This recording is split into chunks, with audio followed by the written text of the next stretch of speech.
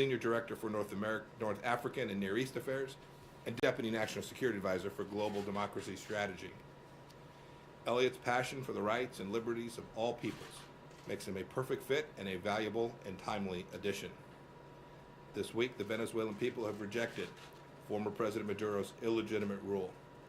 Consistent with Venezuela's constitution and with the support of the Venezuelan people and the National Assembly, Juan Guaido has declared himself the interim president of Venezuela. These are just the first step on Venezuela's road to liberty. Elliot will be a true asset to our mission to help the Venezuelan people fully restore democracy and prosperity to their country. On this issue and all others, he is eager to advance President Trump's agenda and promote the ideals and interests of the American people. And now, Elliot, would you like to say a few words? Thank you.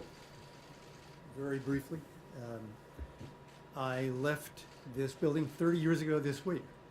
Last time I worked here, so it's very nice to be back.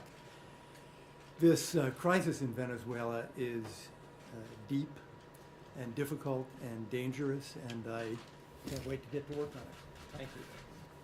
Guys, we've got time for a question or two. Nick Wiles. Mr. Secretary, could you Sir. talk a little more detail about what Mr. Abrams will be doing? What will his first task be? What will his chief focus be? Will he travel to the region? And also, can you talk a little bit about some of what will happen to Venezuela's overseas assets?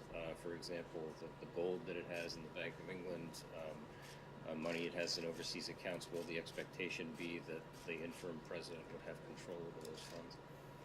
Well, as to your first question, Elliot will have responsibility for all things related to our efforts to restore democracy in Venezuela. It's a global challenge.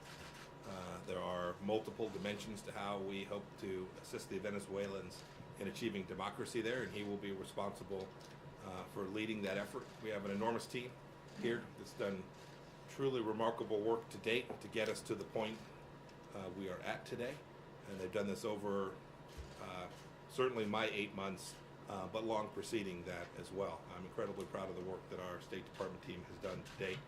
Elliot will now lead our effort that relates directly to our efforts on behalf of the Venezuelan people. I would expect, so his first task will be to get up to speed and then travel with me to New York tomorrow morning for the UN Security Council meeting. And after that, I couldn't tell you where it will take him. It wouldn't surprise me if he ends up traveling to the region. But what the road ahead will be driven by the demands of the Venezuelan people and how we can assist them in achieving the outcome that America wants them to achieve. And overseas assets, we'll have announcements from other places later today talking about how it is that we anticipate the interim President Juan Guaido will have the resources he needs to lead the government of Venezuela forward. Let's take a question from South America. NTN. Among the countries that has not recognized Juan Guaido as president are Mexico and Uruguay, and both countries has offered their diplomacies in order to help in the crisis. Is the U.S. Thinking to work with them, or is the U.S. Asking them to recognize Guaido? What's the position of the State Department with these two countries? Well, we think every country ought to recognize the constitutional leader of Venezuela, and that's who the United States has concluded Juan Guaido is, the interim president of Venezuela. We think every country ought to recognize the Venezuelan Constitution, the demands of the Venezuelan people.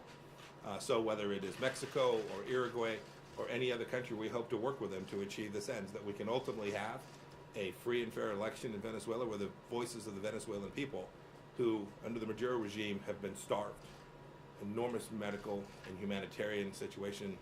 In Colombia, more than 1 million refugees have fled the horrors of the Maduro regime. We'll work with all nations to try and achieve that outcome. We think every country ought to take steps towards achieving that and not side with this cruel dictator in Venezuela who has caused so much devastation for the people of Venezuela. Sir. I'll take one more. Let's go to Washington Post. Carl Morello. Secretary, I think a lot of people are concerned about the diplomats who are down there. Would you tell us what you're prepared to do if tomorrow, when the 72-hour deadline passes, they the Venezuelans cut off electricity and water, maybe even surround the building, or even try to go in to bring out the diplomats by force. Could you be specific about what you are prepared to do in the event of any of these scenarios, and how can you assure people that they are protected? I appreciate that question. There's been no activity that's taken more of our time over the past days than ensuring the protection of all those folks that are under our chief of mission authority there in Venezuela. We're working diligently to make sure that they are protected. There's no higher priority for the Secretary of State, and you should know no higher priority for the President of the United States. We've discussed this at some length.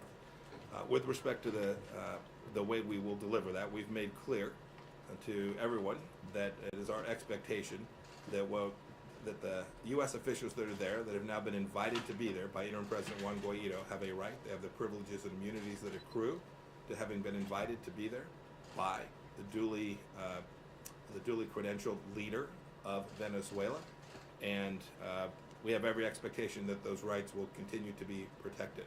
You would have seen today that we have have an ordered departure. We're beginning to move some of our staff out.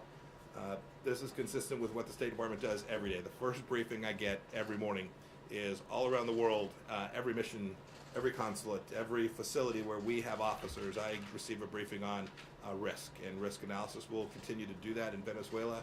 It is literally a 24/7, moment-by-moment exercise to evaluate a risk to the people who work for me in the State Department, and we'll get this right. We will make sure that we protect our folks on the ground and take all appropriate measures to ensure that they're protected. Thank you. Thank you, guys. Thank you all. Thank you very much.